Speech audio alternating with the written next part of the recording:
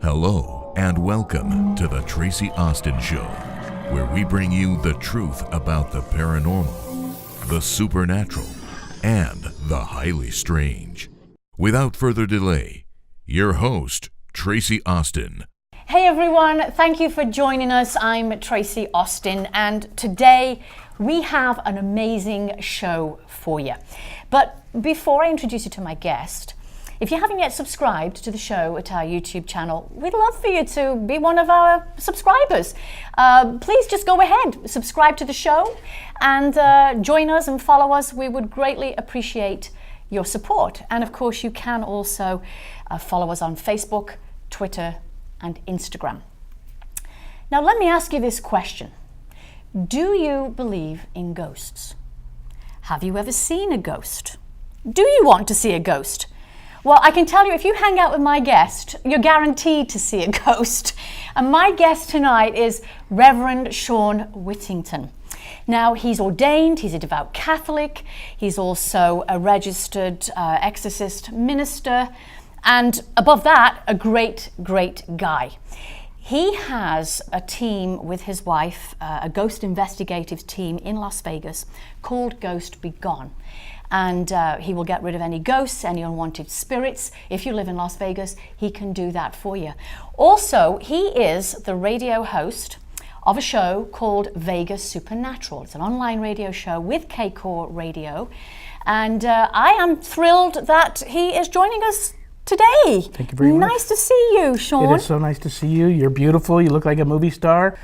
Thank you. I met your wonderful new fiancé out front, and he looks like a movie star too. Thank you. It's a match made in heaven. You guys are meant for each other. I'm so happy for you. Wow. Look at that. That's fantastic. Thank you so much. I greatly appreciate you saying that. Thank you, Shawn.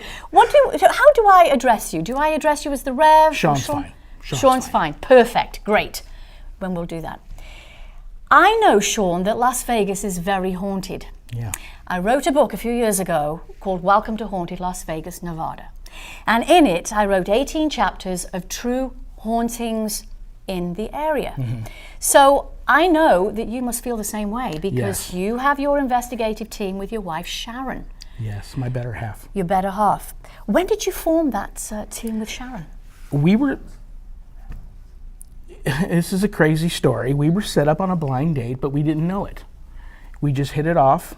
It was another match made in heaven. Yes. We both got, in getting to know one another, we realized we both were very sensitive to the supernatural and the paranormal and to spirit. And we both had a passion for that, investigating hauntings and ghosts and things of that nature. So it was just, I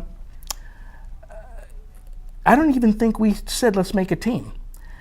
She just came home with some magnets one day and slapped them on the car and said, we're a ghost team now.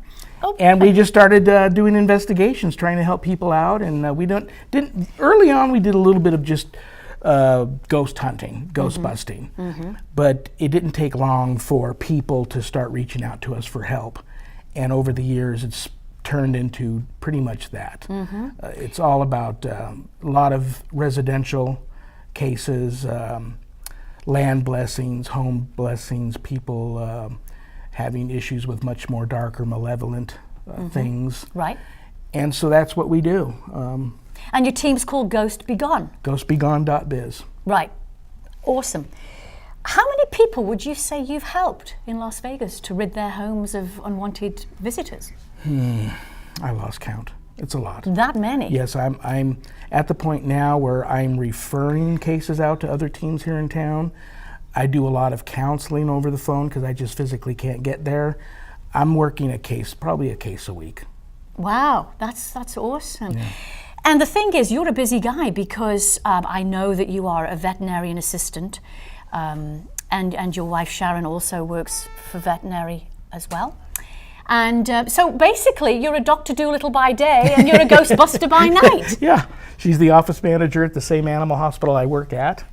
And we love our job. She's been there 15 years. I've been in the animal care industry for about 20 years. Yeah. And we have a couple of circus bears at home in the form of big mastiffs. We've never ever been out without animals, both of us, all our lives, and that's what we do. That's another one of our passions. Well, it's fantastic what you do, and obviously, you know, we can see you here in the photos that you're holding a cat and you're with a dog, and they're beautiful. I'm a big animal lover myself, so I totally get where you're coming from. And I think it's an awesome job that you do. I really do. So let me see here. Has it always just been you and Sharon that's had the team, or did you have other people part of the Since team? I met Sharon, well, before that, I've always felt a little out of place with my passion to investigate the paranormal. So before I met my wife, I did a lot of stuff on my own. Since I met my wife, it's just been the two of us. We've had friends here and there. We did have a team for a little while, but once I became ordained and started working much darker cases in nature, it just became too dangerous to bring other people along that I worried. I have enough to worry about with my wife there and my client, and bringing a very ugly situation to a positive closure. That we decided to not have it'd be us. It's safer right, just that the two way. of you. Yes. Right. Okay. And of course, I've noticed the wrap on your car. GhostBGone. You can't miss Shawn. If you're in Las Vegas. Well, no, those are actually new magnets Sharon just got, but she likes to decorate the cars. Oh, and well, she's it's fantastic. the one out there getting approached all the time, giving out business cards and talking to people, and we'll come home and hand me a note and say, I had a nice talk in the parking lot of Walmart today with this woman who's having some issues. Read this, tell me what you think. So that's fantastic. yeah. You cannot miss Shawn. If you're in Las Vegas and you're just out and about, you can't miss Shawn and his GhostBGone business, because like he just said, Yeah. it's the magnets all over the car. And you have to love this town too, because I'm cruising down the strip the other day on my way home from work. The freeway was all blocked up, and I took a shortcut on the strip. And somebody at a red light, it was a group of young girls, and it was a cooler day, so I had my window down. They all started serenading me the complete Ghostbusters song. You gotta love it. That's funny. Now that is that was funny. really funny. Some That's people funny. might get It's uptight cute. about that, but I had the great. Yeah. It made my day. Right. But all joking aside, I mean, when you go and visit your clients' homes, how do they accept you when you go in to cleanse? Well, they call me first, and they're in hell when they call. Usually they've hit rock bottom. And nobody wants to admit that they're going through some of the things they're going through, especially if it's parents and it's their child. Right. Is their child going crazy? Are they really experiencing this now that's affecting the whole family? So they call me, they're already very distraught, and they're in their own hell. So my wife and I send them out a intake form. I first have an online interview with them via Skype, if they have Skype, or on the phone. Then I send them an intake form, and the intake form is very long. I ask them to get together as a family unit. Everyone that's living in that home to sit down around a table as a family unit and fill out the form together. Okay. Send it back to me. Honestly, I lose about 95% of my clients at that point, because maybe they're not really experiencing what they're claiming, or maybe haven't hit rock bottom, and I lose them there because they don't want to take the time to do that. And they don't think it's serious Exactly. enough. Right. But the ones that do take the time to fill out that form and send it back, we know there's something really seriously going on here. Right. And Sharon and I will sit down, and together, me and her as a unit, will review the form. Right. And I may make another phone call again, talk to a couple of other members in the family, and then we will make an appointment to come see them. Right. And sometimes we take the magnets off the car, and we will come in, early in the evening, just an elderly couple. I'm elderly, Sharon's a cougar. She's 16 years older than me. Wow. I'm pushing 60. Right. So it's just this innocent-looking older couple showing up at a home to visit neighbors, I guess. It's not going to alarm the neighbors. And we come in there and we do what we do. We walk around and see what we see, feel what we feel. I have to be careful presenting evidence sometimes. Yes, and it's very important that you protect yourself as well. Yes. Before you go in. Is there a certain prayer that you like to use before you do that? Well, I already know when we pull up to the home, if there's demonic infestation, it's like I'm looking at the home through sunglasses. I can already tell, and Sharon is sensitive. She's a 2-time near-death experience survivor, and she came back from those experiences extremely sensitive to spirit. She's like, I call her my human dowsing rods. Right. She knows too, and if we both get that feeling together, and my discernment is that I can see and hear demons. And so together we can know before we even go in what we might be up against, but it's already provocation enough. You hear the term religious provocation. I don't do that. It's already provocation enough that we're there. Right. So we just go in, very unassuming, talk to the family, and walk around and see what we see and feel what we feel, and decide what our next move is going to be. Have you ever taken with you, Shawn, any mediums or any psychics to help the case, to solve it? Actually, I'm getting ready to do that. That's funny you would ask. You and I are in a little bit of a psychic connection tonight, and it happened right before the show started. We were bouncing off the same ideas. I'm getting ready to do that. A lot of deliverance ministers and priests don't like to work with mediums. I love them. One, because I'm married to one. Right. Two, because I only have the gift of sight and hearing with these things. They can, some of them, the ones I can count them on one hand, the ones that I truly believe in and trust and love, that are up to the challenge too. Some of them are like, no, I'm too open to be around that stuff. It's too dangerous for me, and I don't know how to protect myself. You can bless me all you want, but the protection comes from inside. So it takes a special medium to even want to be around that stuff. Most of them I have do a remote viewing for me. Right. And it's just to kind of maybe pick something up that maybe I didn't pick up or Sharon didn't pick up that can help us. Right. And we'll all confer. But if it escalates to us having to do a full-blown property exorcism, or God forbid, an exorcism on a human being, then I bring prayer warriors in and assistance in case somebody who's taking charge of the exorcism gets hurt and needs somebody else to step in. Do you find that you do more exorcisms than you do cleansing the home and ridding them of ghosts? Thank God at this time and stage in my career, no. Thank God it's only, I have done a couple of exorcisms. I've assisted on a couple. Right. But it's much more malevolent spirits being a real nuisance in a home, some friendly ghosts that just need to be talked to on where they really need to be. Okay. And if it's a little more malevolent than that, usually a good exorcism and blessing and cleansing of the property and the home. And the people have to be willing and on board with you too. That's right. Because I have no power. Right. I get my power from getting on my hands and knees at the front door of these homes and crawling on my hands and knees over the threshold and praying for whatever help will come and help me. And I'm hoping that they use me as a conduit to come through, and they are the ones. The Holy Spirit's the one that comes down and takes care of business. Right. So thank God there's not more of that, but there's a lot of ugliness out there, especially this town. It feeds off this town. Yes, yeah, I can understand that completely. Take me through a situation, Shawn. You know, I have something in my home. I've seen you, I'm going to call you up, I'm going to invite you to my home. What is the equipment I can expect you to bring to my house? Well, let's hope you and I can talk through your problem without me having to come to your house, because whatever you got there is going to get really, excuse my French, upset. Okay. If I show up, and it's going to take it out on you. Right. So let's hope that I can, first I'm going to ask you if you're Catholic, and if you are, that's a certain way we're going to approach this. If you're Christian, and I've recently had several of these cases, I will take them to the nearest Christian church, and I will have them undergo complete full submersion in the holy waters, get baptized, and then take part with me. I instruct them on how to bless and cleanse their home and draw their line in the sand and make a stand and fight for their life back, because that's exactly, let's not kid around here. When it gets to that point, that's exactly what they're doing. They're fighting for their very life. And it's not a quick fix. They may be fighting for their very life the rest of their life. So being religious, it obviously matters. Yes. Whether you're Catholic, Christian. I can't tell you how many atheists have called me for help that are now going to church every Sunday after I've helped them. Really? But there's many, many cases I have to just pass on, because I know that I can't do any of that. I've just explained to him what we need to do and what you need to do.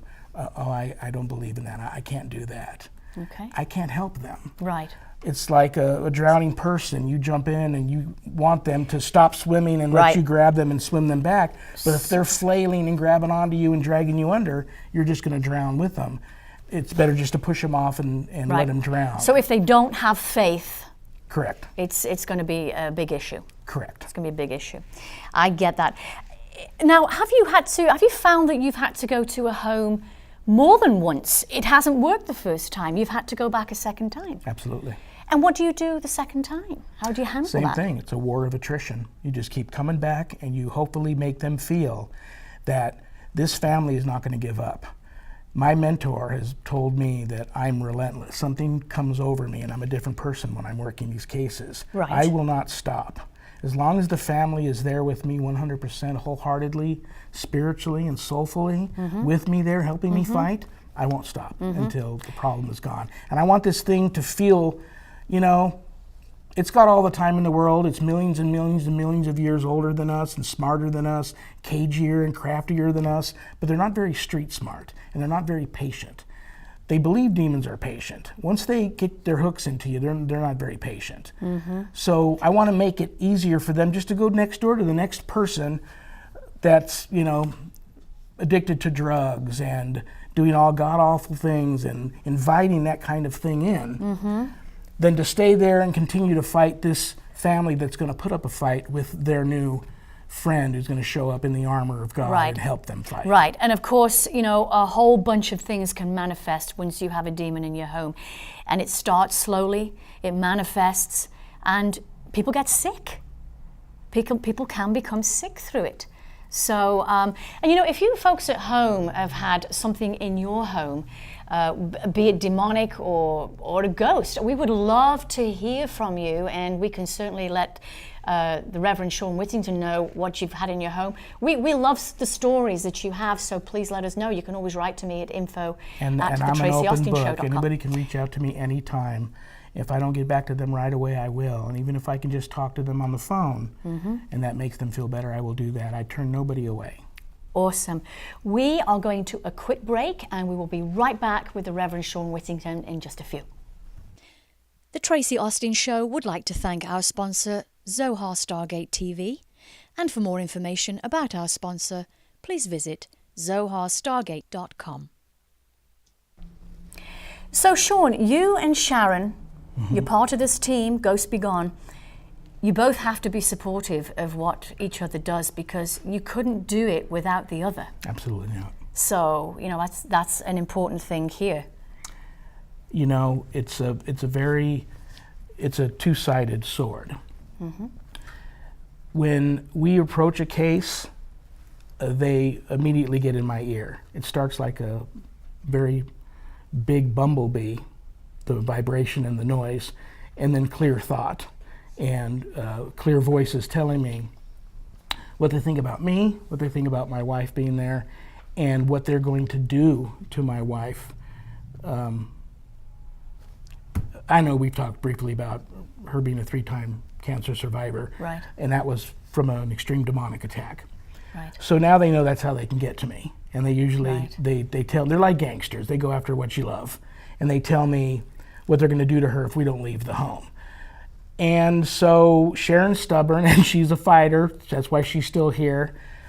But it's scary, and sometimes I have to take a step back and worry about her and the outcome of what's going to happen, because we went through hell ourselves with our own extreme demonic attack that was in our home for many weeks, and it left her with that very rare form of tongue cancer and throat cancer, which so we I can truly tell you I've been to hell and back. Right. Yes, 5 years later, 35 straight treatments of radiation in her mouth, 8 weeks of chemo, which almost killed her. It was tongue cancer, throat cancer, cancer that spread all through her lymph nodes in her neck.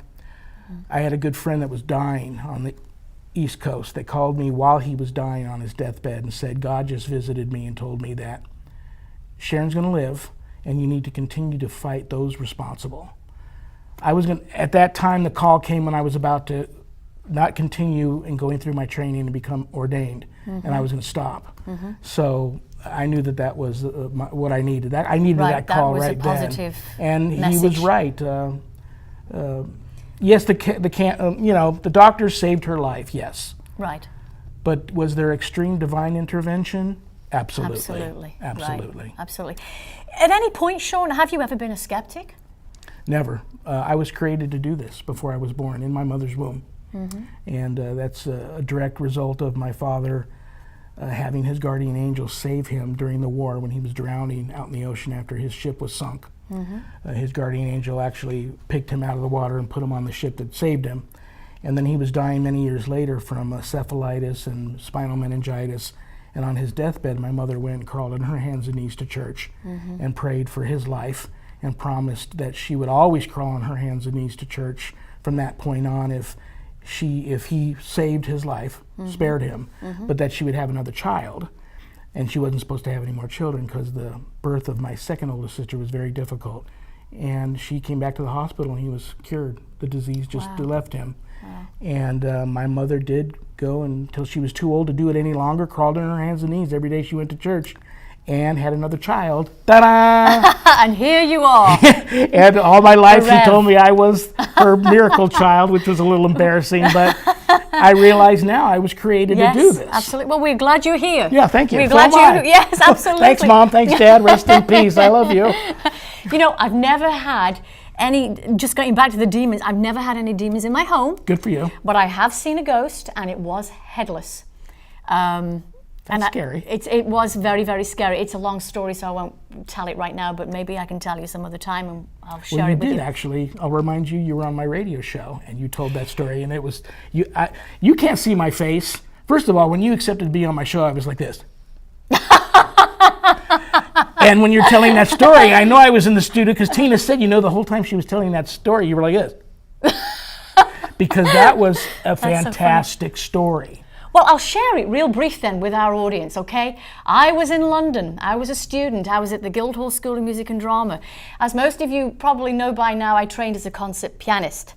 My whole life changed in 1987 when I had a UFO sighting. That same year, I had a ghost encounter. And there was myself, another person, actually there's 3 other people with us.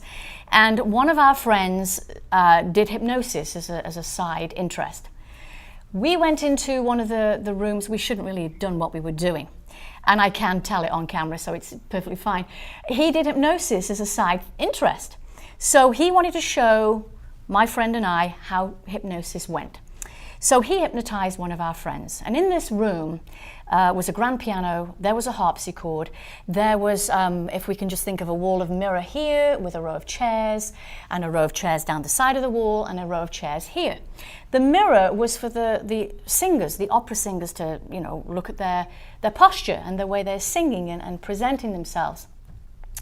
Well, as my friend is hypnotizing Howard, one of my other friends, when you get that double take and you look again, well, I got that double take.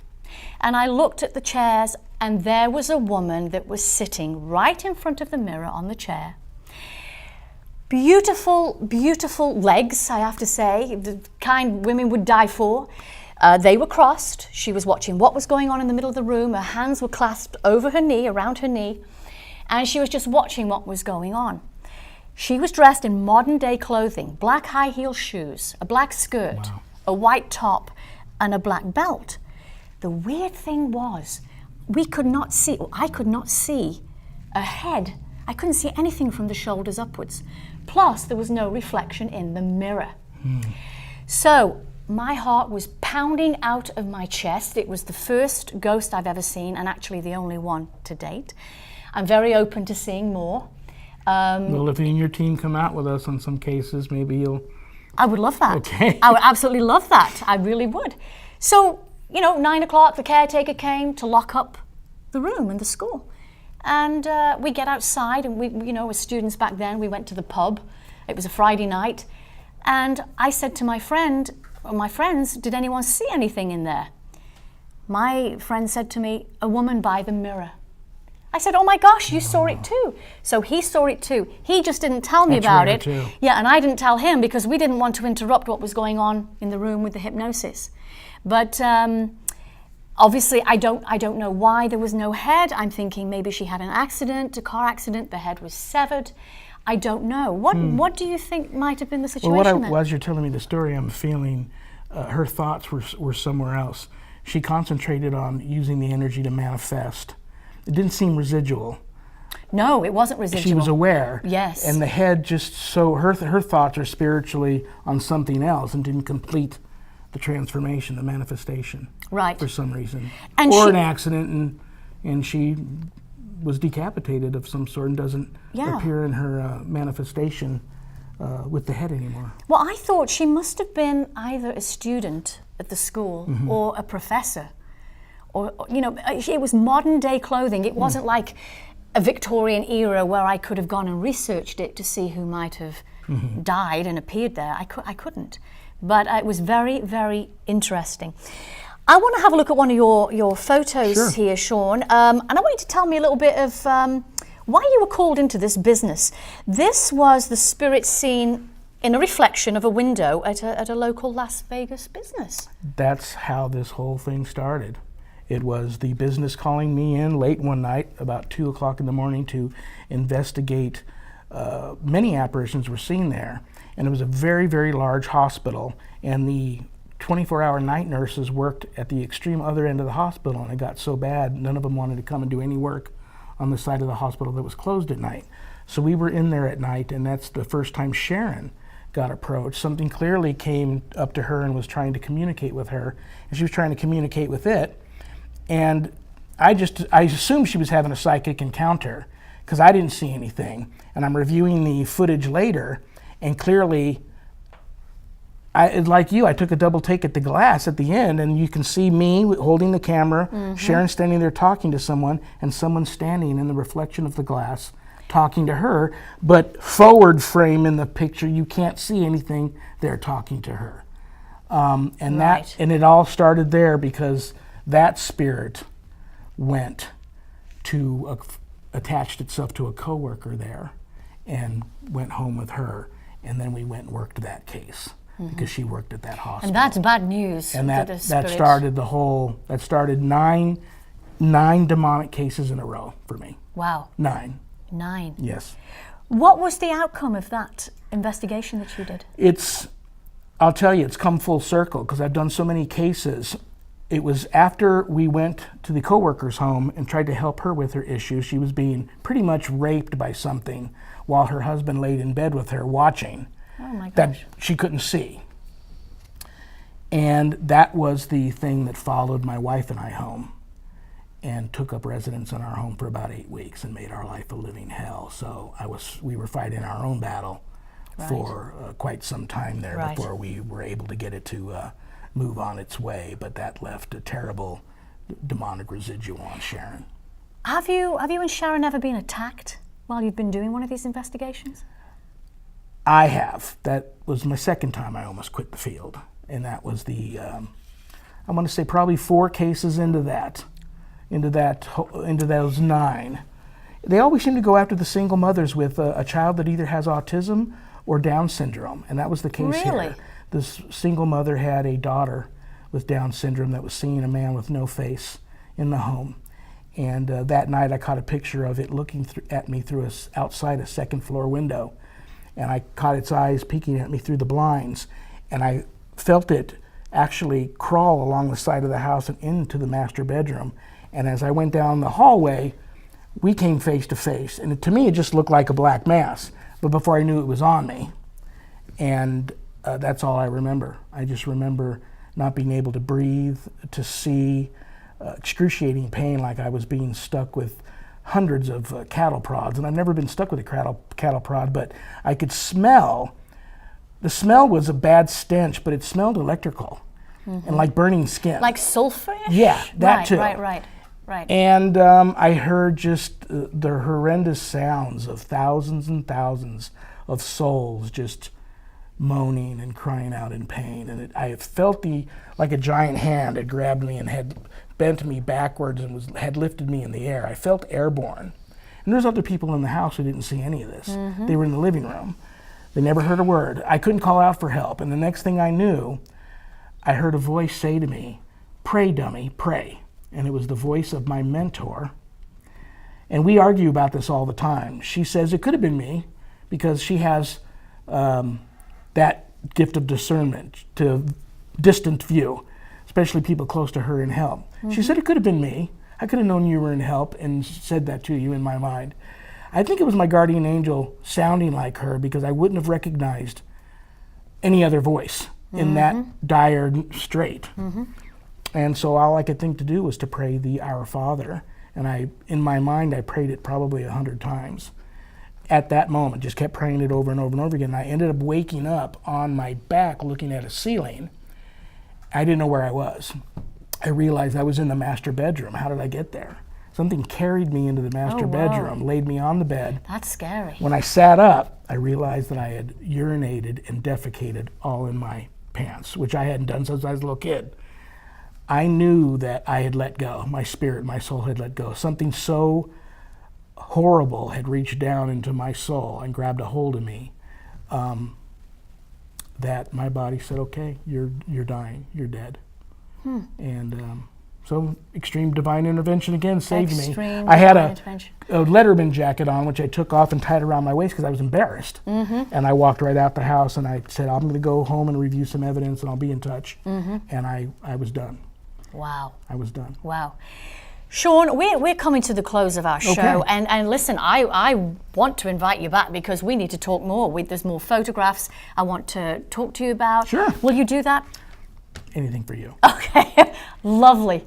Well, thank you so much. We're going to have you back on the show. Okay. In the meantime, if you folks at home have a question for the Rev, Shawn Whittington, about anything that's going on in your home, email me directly and I'll pass it on to Shawn, info@theracieustinshow.com, and I'm sure he would be very happy to give you advice and help you out.